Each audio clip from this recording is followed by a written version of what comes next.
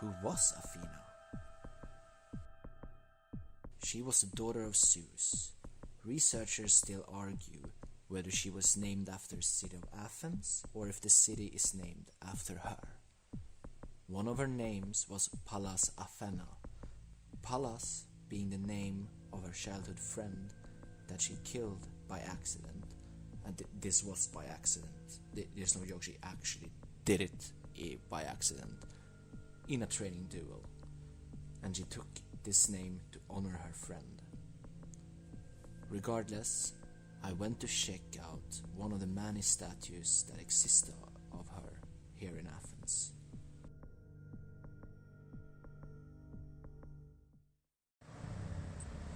Now, picture this. You're a weaver in ancient Greece. And everyone loves the tapestries you weave, right? And you get so famous that you start believing in your prowess as a weaver. And everyone thinks you're the shit. You're the best weaver there ever was. And then you say that I am better than any other weaver in the entire world, even better than Athena. And then, as you say this, she actually shows up. There is more to this story, right? It's... First of all, I just want to say that I'm going to show you, like, when I walked here, I came from this down there. And you see the statue all the way coming there. It's... And when I was looking at it at, like, Google Maps and stuff, just to make sure I got to the right place, right? Like, you can't... No pictures can do justice how impressive this is. You just have to see it for yourself, and it's very impressive, and I'm really happy that because you get this feeling now when I'm here, like similar that I got at the Academy of Athens last week. That, you know, this feeling of being hallowed and stuff. It's strange, man, but it's a really beautiful statue. I'm really happy that I got to see it this early in the morning, yes. Because as you can see, the morning light is illuminating her. It's really beautiful. And it's a really beautiful park too. So I'm just gonna sit down and talk some more. Now, did you know that a Greek famous sculptor by the name of Phidias created a 10-meter tall statue of Athena in bronze and placed it on top of the Akropolis, her looking over the city as its protector?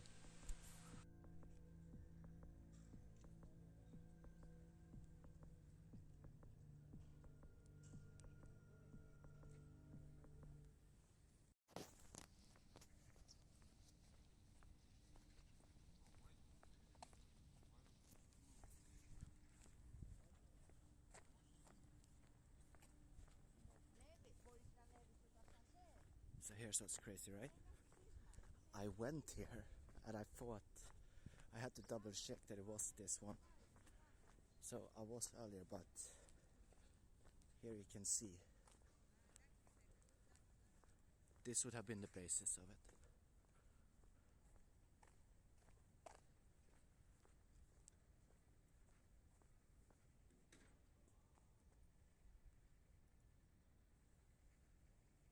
That olive tree,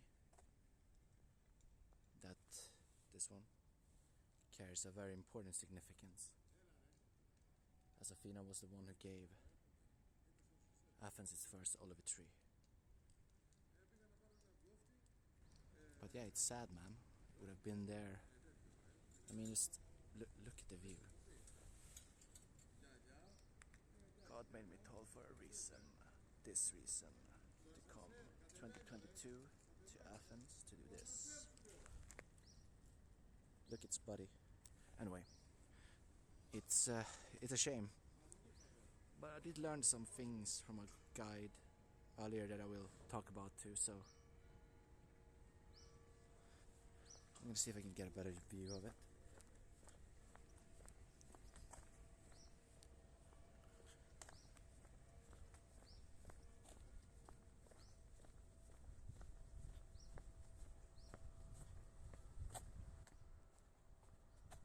was really early. I came here in the morning.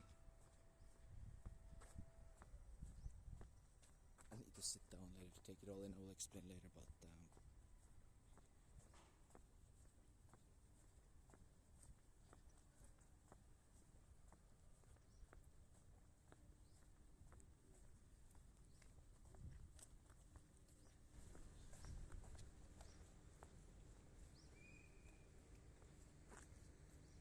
we get a sense. We're also gonna go inside and check another place.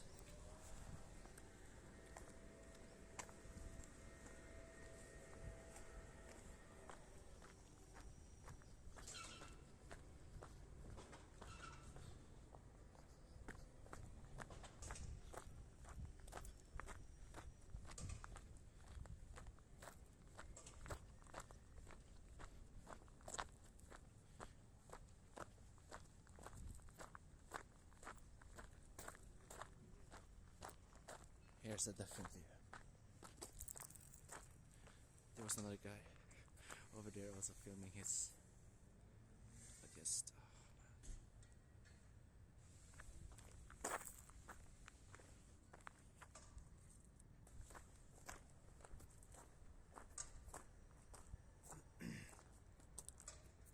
And as you can see, this would have been the view. Visible all over. Now taken by the Italians, like so much other great things in life.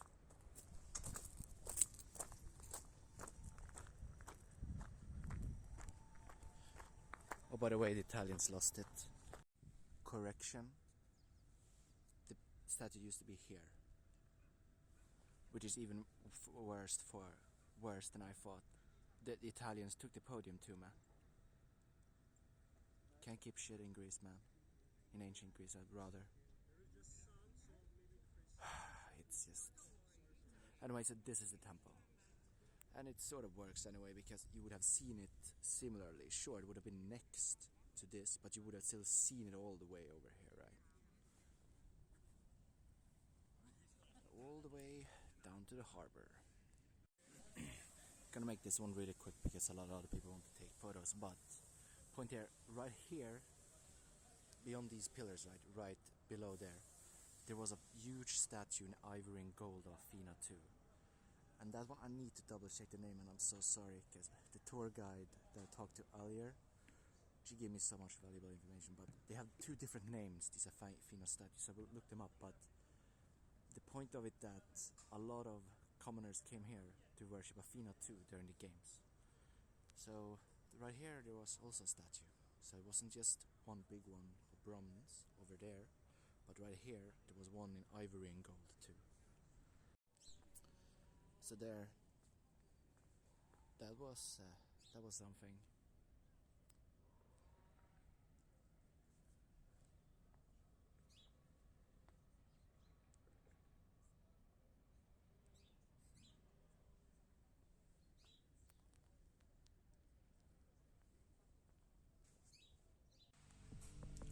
Ah yes, the Italians, always finding new ways of messing with me, which is why I always take particular joy in covering my lasagna with Heinz ketchup.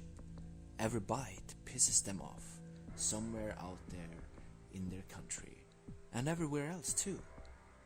Now, the Roman writer who gives us the account of Arachne and Athena's battle agrees with me, by the way, not about the ketchup, but about his criticisms. In their battle, Athena's tapestry honors the gods, showing off their prowess, their glory, and majesticism. Yet, Arachne's tapestry was a criticism of the gods. She showed the ways they had abused mortals, and how Zeus had particularly misled and tricked them, and seduced many women. And, to top it all off, her tapestry was more beautiful than Athena's. It's a really nice park here. And they have done it really well, like the landscape architects. Like again, the traffic is drowned out by the trees. So that's good. So I can actually talk for once. Hold on, guess. the morning commuters are really annoyed at me, but hey man, we'll have our crosses to bear. But now back to this weaver, right? So Athena cares about this weaver, right? So she goes to this little town that the weaver is situated or is living in.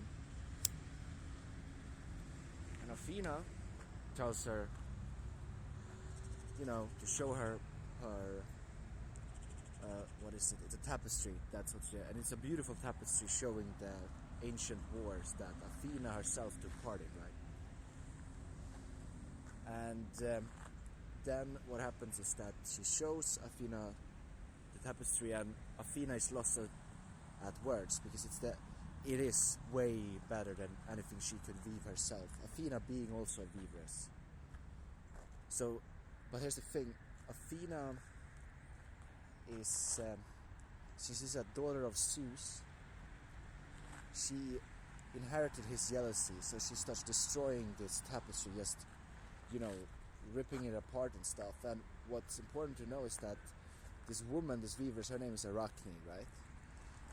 She felt bad about, being this prideful about this tapestry, because, you get to, I don't know, it's like, me being a writer and Stephen King wanting to come and see me. Like, at that point you are humbled. So she is humbled before she meets Athena, and she feels bad about saying that she's better than Athena at weaving. But Athena, in her anger, just straight up destroys the tapestry, starts ripping it apart. And you can imagine yourself, because these gods are supposed to be big, so you can imagine yourself in your little town, like this thing just appears and starts, or this goddess appears, and you see what I mean, like you feel sort of hallowed even being here, right? But this goddess just starts destroying this tapestry in front of you, like this big woman, right?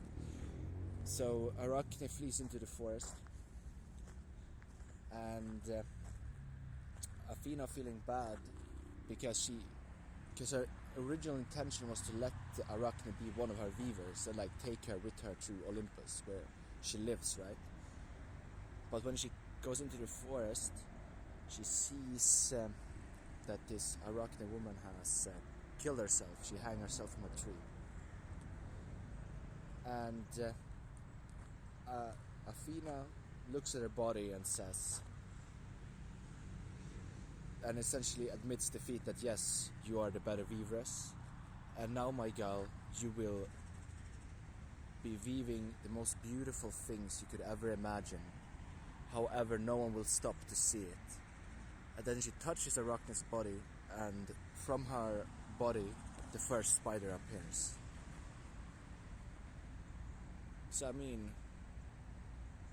which leaves a multitude of questions I need to think about more. But the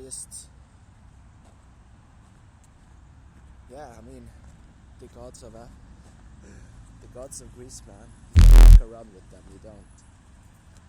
Because, I don't think she deserved to die, and if she can turn her into a spider, sure she can,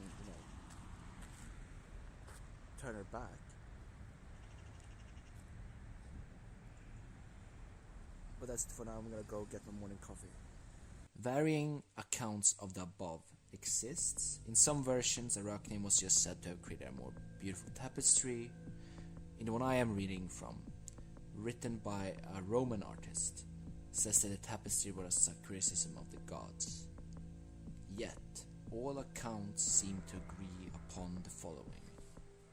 Athena says something to the effect of, "Keep spinning your tapestries, yet be cautious, as even though your new ones will be more beautiful and sturdier than anything mortals can create, no one will stop for long to look upon them."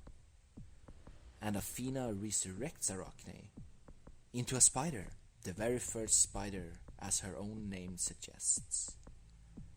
There are many stories about Athena and subsequently the gods. The reason this one sticks with me is that it shows us a lot about Athena's psyche. Because sure, we could say that I used to myself, that Athena is a horrible goddess who could have just resurrected Arachne and said, "Sorry dude," and this story was just rewritten by a Roman poet as a thank you to the Greeks. Yet, there is more to this story. The Roman poet who wrote this, his name being Ovid, was himself persecuted by the Romans at the time and exiled from his city. And weaving was a common metaphor at the time for art history. In my opinion, based also about opinions of others, that is, the Wiki article I read, seem to believe that Ovid used this story to describe an artist's life under an autocratic regime, because Athena destroys a criticism of the gods. So, this leaves us here. Athena makes a girl into the first spider because she faced criticism, and of course pride, even though Arachne was the better weaver in the end, of course. Athena's statue is gone and lost forever, and so forth. We could draw the conclusion that Greek gods and goddesses were assholes, and whatever, her statue is gone. Yet, here's where I disagree. I think it has more to do with that Athena is not evil, more about that she just is. I mean, think about it.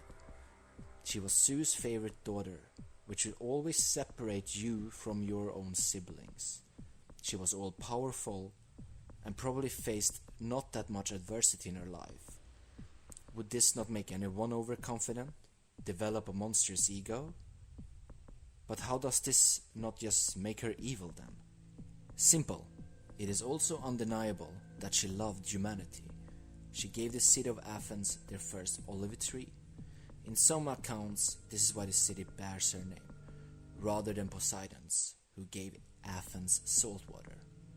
She was seen as the de facto protector of Athens and humanity herself, the protector of not only the army but of artists as well. So, let's look at the Arachne story again. It seems to me that Athena realizes she has, in a lack of better terms, sinned. And although the prospect of becoming a spider is horrifying, Arachne was not eternal. She was just the mother of all spiders. So she's long dead now, if you of course believe all of this to be true. Dante agrees with me, by the way, just saying. Sure, Athena had her bad attributes, and was probably very terrifying to encounter, yet her love of humanity always was her most important ideal, that she always lived up to. So Athena seems to be an example of one of the first anti-heroes. So in a very twisted Lovecraftian Isayama Stephen King Young Carpenter way, Arachne becoming a spider is an honor. And the term for spiders, Arachnida, comes from her name and the story. So now onto the statue, and it's very sad. But in 1880, a small replica of it, made in 200 AD, was found hidden in Varvakeion School, carefully preserved. Researchers believe it was hidden from the Roman purges of the city, and you can visit it in Athens to this day, in the Archaeological National Museum in Athens. Although the original is lost forever, this small one still gives us an idea how it would have looked in its full glory looming over Athens. And besides, the statue I went to see still left me a sense of magisticism, if this is a word. A final observation that I find really interesting is that it seems that Athena has a habit to kill or have people killed by accident, her childhood friend being the first, and Arachne being another one. And the lesson for me about Athena is twofold. For one, maybe don't try to compare yourself to a god, especially if you know she is vain and prone to walk amongst humans. Two, if she ends up killing me, well, I know it was by accident. Thanks for listening and watching. To close things off, I think this is where I want to end things, because it shows something I'm not sure what it does, but these olive trees, right? They were built to honor Athena, or sorry, planted to honor Athena. But here's the thing. They weren't planted, back in ancient Greece. They were built in the 1950s. Point there being that back then, this Greece was very Christian, very Orthodox, and so forth, right? But they still built them to honor her. And planted, I should get those. My point still stands. There's something to be said about that. That even though she's, not seen probably as a pagan god, right? That should definitely not be worshipped if you're Orthodox fundamentalist. Like, then you do not do that. They still plant these to honor her. And there's something to be said about that. Thank you for watching.